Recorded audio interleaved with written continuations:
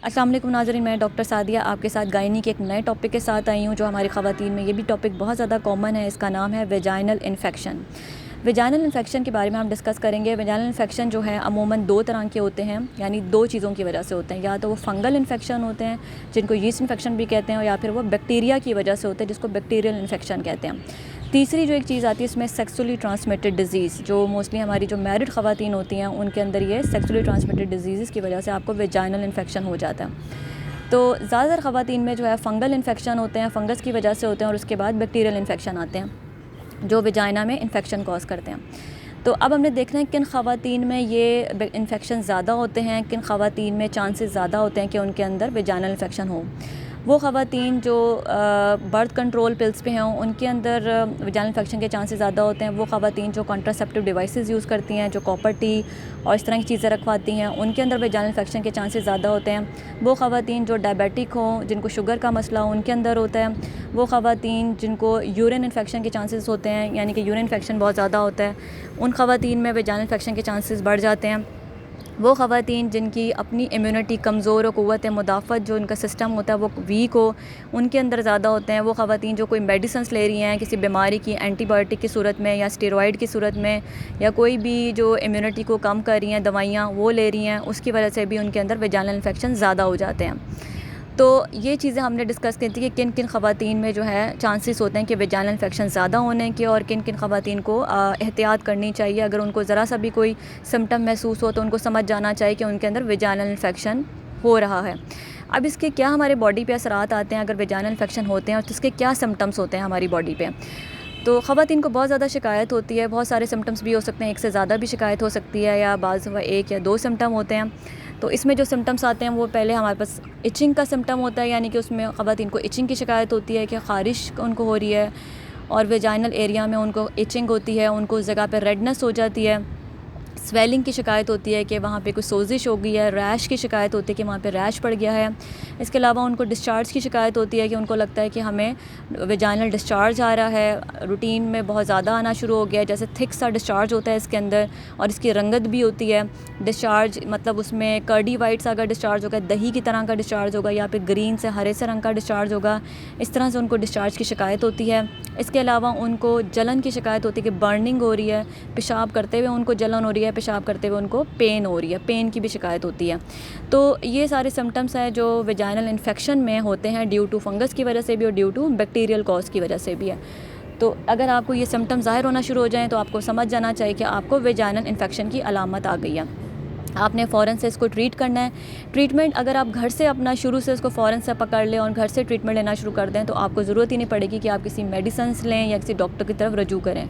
तो सबसे ज़्यादा ज़रूरी है कि आपने घर में रहते हुए कैसे अपने जो वेजाइनल इन्फेक्शन है, जो फंगस की वजह से है या बैक्टीरिया की वजह से, उसको कैसे काबू करना है। तो सबसे पहले आपने अपने उस वेजाइनल एरिया को सादे पानी से धोना है, अच्छे से सादे पानी से धोना है। आपने कोई मेडिकेटेड सोप या किसी भी तरह के सेंसिटिव सोप्स के इस्तेमाल नहीं करना। आपने उसको अच्छे से वॉश करना है सादे पानी से, और उस एरिया को आपने ड्राई रखना है, खुशक रखना है, उसको गीला नहीं होने देना। अगर वो एरिया गीला होगा तो उसमें ज़्यादा चांसेस है फंगल इन्फेक्शन के, और अगर वो ड्राई रहेगा तो आपका फंगल इन्फेक्शन फ़ौरन से काबू में आ जाएगा। तो सबसे पहले आपने अपनी हाइजीन का इस तरह से ख्याल करना है। दूसरी चीज़, आप घर की जो रेमेडीज़ या जिसको हम टोटके कहते हैं, जो आप इस्तेमाल कर सकते हैं और अपने फंगल इन्फेक्शन को फ़ौरन से काबू में पा कर सकते हैं, उसमें सबसे पहले कोकोनट ऑयल का इस्तेमाल, यानी आप नारियल के तेल का इस्तेमाल करें। आपने उस वेजाइनल एरिया पे नारियल का तेल लगाएं, जिससे आपकी जो इचिंग है, रैश है, आपकी रेडनेस है, स्वेलिंग है, वो काफ़ी हद तक सेटल डाउन हो जाएगी। आप नारियल का, क्योंकि एंटी फंगल प्रॉपर्टीज़ होती हैं, नारियल का तेल बहुत फ़ायदेमंद है। इसी तरह एलोवेरा जेल का इस्तेमाल करें। एलोवेरा जेल का 1 टीस्पून आप किसी जूस में इस्तेमाल करके, और वो अगर आप पिएँ तो उसमें बहुत ज़्यादा एक इम्यूनिटी बूस्टर होता है जो आपके अंदर वाइट ब्लड सेल्स को इंक्रीज़ करता है और आपके क़ुव्वत मुदाफ़त को बढ़ाएगा। तो एलोवेरा जेल बहुत ज़्यादा फ़ायदेमंद है। चौथी चीज़ जो हमने आपको बतानी है वो हाइड्रेशन, यानी आपने गर्मियों में चूँकि पानी का इस्तेमाल, कुछ ख़वातीन घरों में बिज़ी होती हैं, किचन के काम करती हैं, उनको नहीं ख़याल आता पानी पीने का, तो आपने अपनी हाइड्रेशन, अपनी बॉडी को बहुत ज़्यादा हाइड्रेट रखना है, यानी पानी का इस्तेमाल बहुत ज़्यादा करना है। और इस तरह इस्तेमाल करना है कि जिन ख़वातीन में स्पेशली यूरिन का इन्फेक्शन का प्रॉब्लम बहुत ज़्यादा हो जाता है, तो उसके अंदर वेजाइनल इन्फेक्शन के भी चांसेस बढ़ जाते हैं। तो आपने पानी का इस्तेमाल जितना ज़्यादा करेंगे आपके लिए उतना बेहतरीन है। साइड बाय साइड अगर आपको ज़्यादा इन्फेक्शन हो रहा है, तो आप यूरिन इन्फेक्शन का ज़्यादा आपको चल रहा है, तो आप सिट्रो सोडा या फिर क्रैनबेरी साशे का इस्तेमाल कर सकते हैं सुबह शाम 5 to 7 डेज़ या 3 डेज़, डिपेंड करता है कि आपको कितनी शिद्दत से इन्फेक्शन है।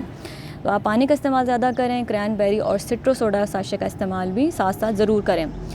तो ये वो चीज़ें थी कि आपने घर में रहते हुए ये कुछ रेमेडीज़ हैं। इसके अलावा भी रेमेडीज़ हैं, जैसे दही का इस्तेमाल। दही जो है एक प्रोबायोटिक है। आपको पता है आजकल प्रोबायोटिक पे बहुत ज़्यादा फोकस हो रहा है। प्रोबायोटिक वो होते हैं कि जिनके अंदर अच्छे बैक्टीरिया होते हैं। जितने अच्छे बैक्टीरिया आप लेंगे उतना ज़्यादा आपके अंदर क़ुव्वत मुदाफ़त बढ़ती है। तो आपने दही का इस्तेमाल ज़रूर करना है, फर्मेंटेड चीज़ों का इस्तेमाल करना है। जो फर्मेंटेड चीज़ें होती हैं उसके अंदर भी हमारे प्रोबायोटिक्स बहुत ज़्यादा होते हैं, हमारे हेल्दी अच्छे बैक्टीरिया होते हैं। आपने उन चीज़ों का इस्तेमाल करना है, जैसे कि आप दही का इस्तेमाल करें, जैसे कि आप गाजरों की कांजी जो होती है वो बनाकर पिएँ, वो बेस्ट होती है, बेस्ट फर्मेंटेड फूड है, वो आप खाएँ। और इसके अलावा बहुत सारी चीज़ें होती हैं, सौरकरोट होता है, कम्बूचा होता है, कीफ़र होता है। ये सारी वो चीज़ें हैं जो फर्मेंटेड चीज़ें हैं। अगर आप इनको अपनी रूटीन में शामिल कर लें तो आप बहुत ज़्यादा बीमारियों से बच सकते हैं। सिर्फ पेट की बीमारियों से, यूरिन इन्फेक्शन से, एलर्जी से, बहुत ज़्यादा आप जो है बहुत सारी बीमारियों के लिए बेहतरीन इलाज है प्रोबायोटिक का इस्तेमाल।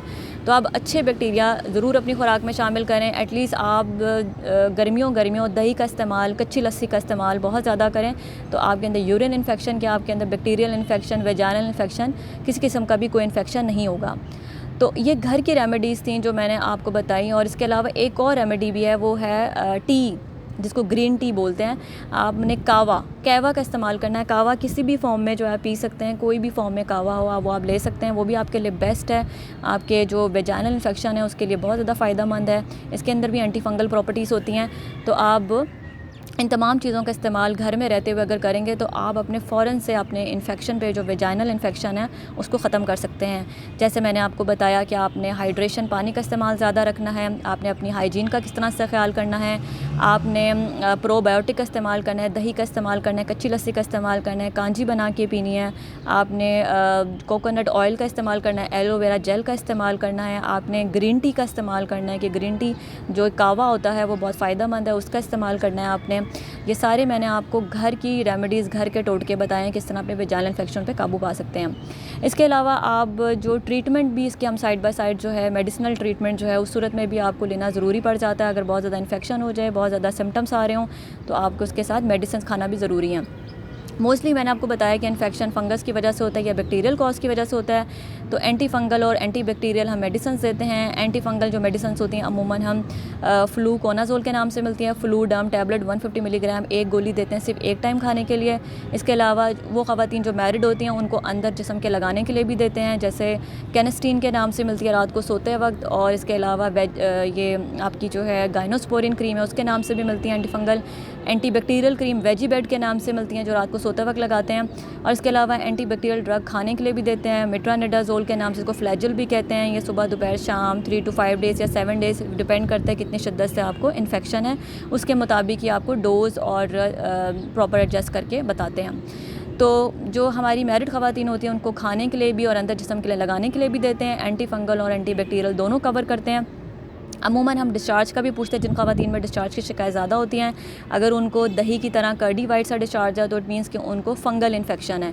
लेकिन अगर उनको ग्रीन सा डिस्चार्ज आ रहा है, हरे से रंग का डिस्चार्ज आ रहा है और फाउल स्मेलिंग आ रही है, जिसमें स्मेल भी आ रही है, तो हमें लगता है वो बैक्टीरियल इन्फेक्शन है, कि वो बैक्टीरिया की वजह से है। तो उसके अंदर फिर हमें एंटी बैक्टीरियल कवर करना भी ज़रूरी होता है। तो एंटी बैक्टीरियल में हम खाने के लिए भी देते हैं और लगाने के लिए भी देते हैं। इसके अलावा जो हमारी अनमैरिड ख़वातीन होती हैं, जो सिंगल लड़कियां होती हैं, अगर उनके अंदर ये वेजाइनल इन्फेक्शन हो जाए तो उनके अंदर सिर्फ उनको खाने के लिए देते हैं, लगाने के लिए नहीं देते। सिर्फ उनको हम मेडिसिन्स ओरली खाने के लिए देते हैं। उनको एंटी फंगल आप दे सकते हैं, फ्लूडम के नाम से जो मिलती है, इसके अलावा और कंपनी नेम है उनके नाम से ही मिलती है।